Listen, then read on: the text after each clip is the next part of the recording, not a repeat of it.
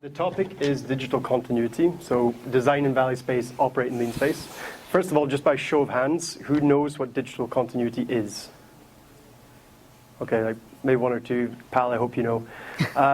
Okay, great. So basically we see this as quite a hot topic. Like 54% of companies have said that this is one of their top priorities, is digital transformation, digitalization of their business. But still we see in the space industry we're a little bit slow, let's say. Let me rephrase the question. Like, how many other people, or how many of you, by show of hands, have had to copy and paste part of a PDF report to put it into another report? Yeah, okay, we share the same pain. How many people have not had access to data because the guy that sent it to you is on holiday, now you have to wait 2 weeks to get an email, which gives you access to the data you need to work? Yeah, everyone, yeah. Okay, so that's what we're trying to address in this presentation. So Gaurav, what are you going to learn? Basically, the side meeting is hoping to give you a better understanding of what digital continuity is, how it can benefit your business, how our tools can help, and also an example using a concrete use case. So I personally think this is the best way to understand the concept, and we'll spend a bit of time basically taking design data from Valispace, putting it into a Leanspace operational environment, and then exploiting the data via an application which this imaginary company, EO Limited, has built. So, okay. First of all, what is digital continuity, and specifically in the context of space missions? So we define it as the ability to move data across phases, tools, and teams in the mission lifecycle. So basically, this could be between design, testing, operations. It could be between types of different test bench. It could be between your requirements team, your system analysis team. It really depends on the lifecycle of your data. So for this, it has 4 key properties. It has to be complete, available, usable, and traceable. So complete basically means that no data is lost between systems. So for example, if you go from your design tool to your operational tool, you have full context of that data. The way it was defined in the first tool, you still can access and exploit in the second tool. There's no loss. And this basically means if you can transition data from one place to another, you can easily integrate new tools into your business, your processes. The second part is that the data needs to be available. So you have to find it when you need it. This means, again, no more emails. There's not some guy who's waiting for 2 weeks to get access to the information he needs. He knows where to get it. There's a system in place, and it's the same process for getting the information you need each time. And this basically means you have better organization and less time wasted, so more efficiency in your business. The third part is that the data is usable, so it's an exploitable format. This means if you need a JSON format or an Excel format, you can get access to the data in a JSON format or an Excel format, or anything which is compatible. This gives you better insights and lets you iterate faster because you have access to that when you need it. You can start redesigning, iterating on previous launch data, etc. And the last part is that it's traceable. So you have to have confidence in the source of your data. You have to know where it comes from and rely on the fact that is what it says it is.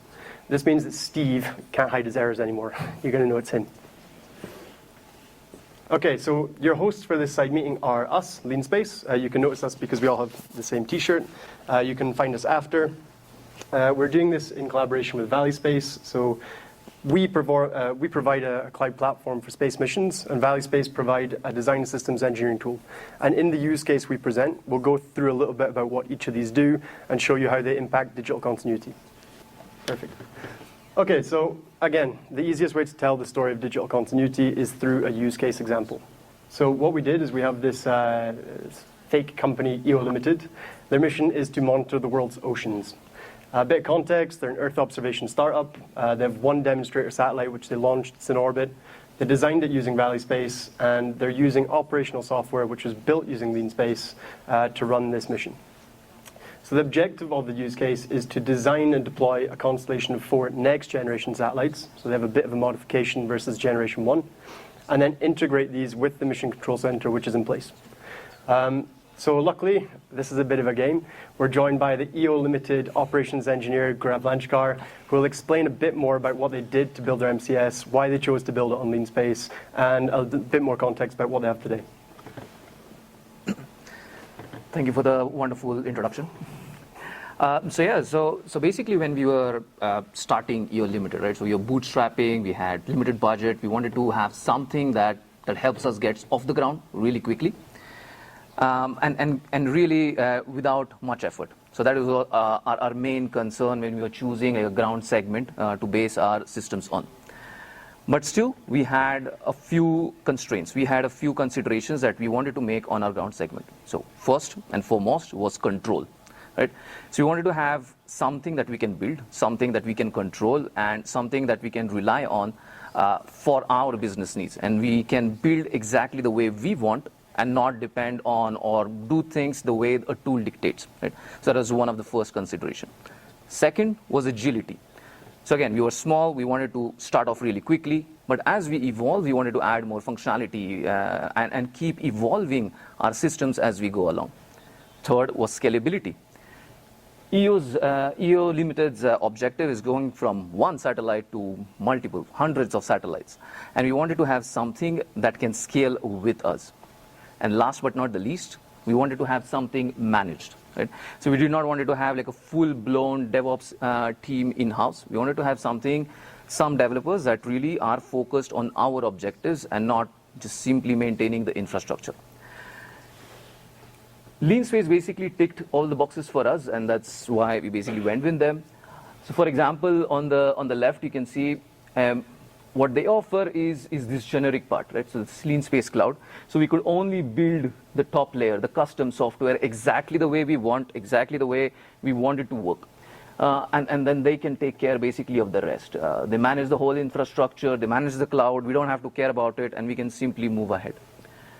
On the right, you can see this agility and this future-proofness, right? So we can begin, like, for example, we started off with satellite control, used few blocks, but we know that as we move along, there are other functionalities available so that we can go from satellite control to add mission planning, have data management in there, add other integrations, and so on and so forth.